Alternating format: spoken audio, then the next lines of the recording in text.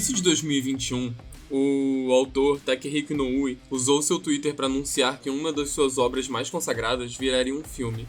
A notícia tomou todo mundo de sobressalto e euforia, porque mesmo que sua serialização tenha terminado em junho de 96, só por mérito de referência, eu nasci uns 2 meses depois disso, em agosto. Sua base de fãs segue firme e crescente, com novos leitores todos os anos. Não se sabia, a princípio, do que poderia se tratar o filme.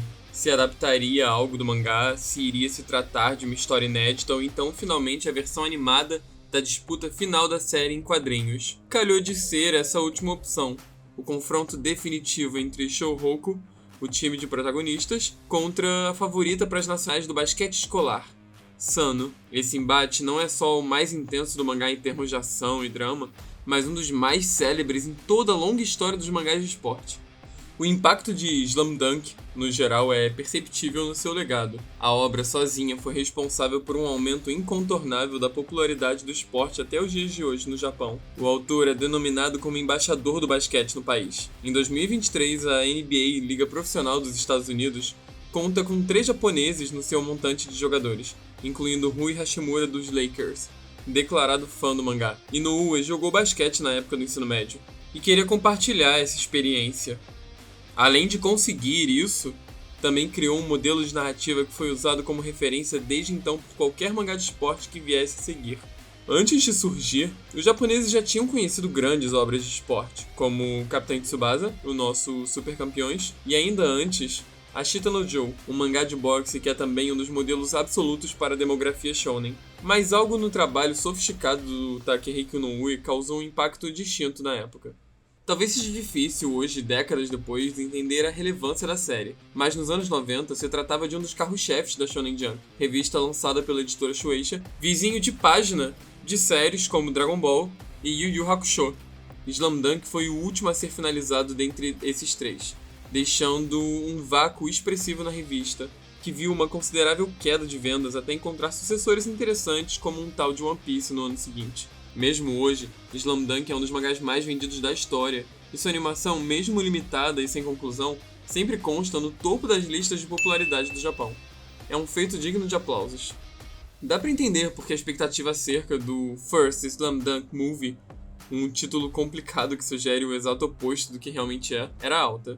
É um projeto muito improvável em forma e conteúdo.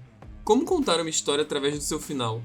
É quase como se o Inoue soubesse que tinha de esperar o desenvolvimento da animação chegar a um ponto em que pudesse ser executado meticulosamente o que ele tinha em mente, em que pudesse encontrar uma linguagem exata para traduzir no audiovisual a expressividade que tornou os mangás tão famosos mundo afora. Não deu outra, o trabalho do estúdio Dandelion aqui, numa mescla de 3D e 2D, que tem a tarefa hercúlea de adaptar o traço sofisticado do autor, que é famoso por figurar em qualquer lista online sobre os mangakas com os desenhos mais sobre-humanos possíveis. First Slam Dunk Movie já é facilmente um dos maiores filmes de basquete já feitos, superando até mesmo clássicos como Branco Não Sabe Meter. Há uma subversão interessantíssima no filme, que serve para abalar as estruturas e propor uma revisitação não só do autor à sua obra de mais de 20 anos, mas do seu público, ao testemunhar um evento célebre através de um novo ângulo. O filme opta por mudar quem é o seu protagonista. Sai Hanamichi Sakuragi, o estereótipo clássico de delinquente estudantil japonês e protagonista da série até então, e entra Ryota Miyagi, o armador do time Shouhoku e possivelmente o personagem com menos holofote do grupo principal. Claro, um personagem sempre muito carismático, sempre gostado por todo mundo, mas que tinha menor carga de background. Alterar a perspectiva de uma saga já conhecida é um caminho que recompensa todo tipo de espectador, do que conhece a obra toda ao que tá indo sem nenhuma informação prévia, porque nivela mais ou menos as coisas, mesmo que a falta de contexto ainda possa atrapalhar os que não têm nenhum embasamento ainda com a série original. O filme já começa com lembranças do Ryota vivendo na prefeitura de Okinawa, próximo ao mar, sua relação com seu irmão, um prodígio do basquete e o subsequente luto da sua perda. O esporte acaba ganhando inúmeras dimensões para o Ryota. É uma sombra do irmão que se estende e o encobre, é uma forma de manter a presença dele viva, é um mecanismo na sua própria identidade, pelo qual precisa lutar para provar constantemente quem é, para fora da sombra do irmão.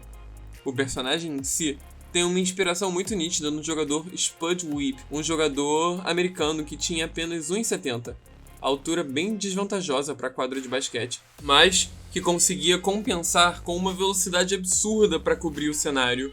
É a inspiração e a dedicação da vida real influenciando diretamente na obra de arte. O enorme apelo dos mangás de esporte está nessa forma de trazer discursos hiperbólicos de superação e trabalho duro, típicos dos quadrinhos, para uma realidade mais plausível, mais sóbria. Slam Dunk sempre possuiu uma equação perfeita entre seu duro realismo e personagens imperfeitos, com a visão romântica de onde podemos chegar quando damos tudo de nós em algo, seja quais forem os motivos ou as recompensas. Muitos dos seus sucessores vão espelhar partes dessa química ideal, mas ainda há algo no cerne de Slam Dunk que o destaca. Não é exatamente sobre o dever do trabalho em equipe, como é em Kuroko no Basket, mas isso tá lá. Não é exatamente sobre orgulho e ambição, como em Blue Lock, mas isso tá lá. Também não é exatamente sobre amadurecimento, descobrir quem podemos nos tornar, como é em Haikyuu, mas isso também tá lá. Todas essas peças giram em torno do que Slam Dunk olha com mais ternura. O ato puro e absoluto de se apaixonar. Se apaixonar tão perdidamente por algo que se torna um devoto daquilo. Existe para aquela coisa, para aquele objeto de amor e se molda e evolui. Não é nada à toa que o mangá em si comece com o Sakuragi, o seu protagonista original, fingindo se interessar por basquete para impressionar uma menina por quem se apaixonou, a irmã do Capitão Akagi. Nem é aleatório que a última página do mangá seja dele declarando que vai voltar ao basquete, que tanto ama. Slam Dunk é essencialmente esse gesto de amor. O que o Inoue faz agora, estreando como diretor de cinema, porque ele não estava satisfeito só em ser um dos mangakas mais consagrados da sua geração, é expandir as nuances desse amor que tanto lhe interessa, observando como ele pulsa em outro personagem. Se o basquete do Sakuragi é um caminho para o amor, até que se torna eventualmente o objeto principal dele, o basquete que o Ryota joga é um veículo de comunicação. É a forma dele comunicar amor, pelo irmão, pela mãe. É o esporte como uma manifestação do diálogo, da superação, não somente física, mas emocional. É muito interessante como o Ryota tem essa posição de armador dentro do time, que é justamente o cara que vai estar focado em fazer os passes e os dribles, que vai transmitir e fazer as conexões dentro da quadra entre os outros jogadores, que estão lá, os jogadores da Shouhoku, cada um com o seu momento de holofote, de brilho, né? Porque ainda não deixa de ser a saga final do mangá e isso é uma preocupação da história. Mas aqui o Ryota, ele não é exatamente a estrela do jogo. Esse também é o Sakuragi, inevitavelmente.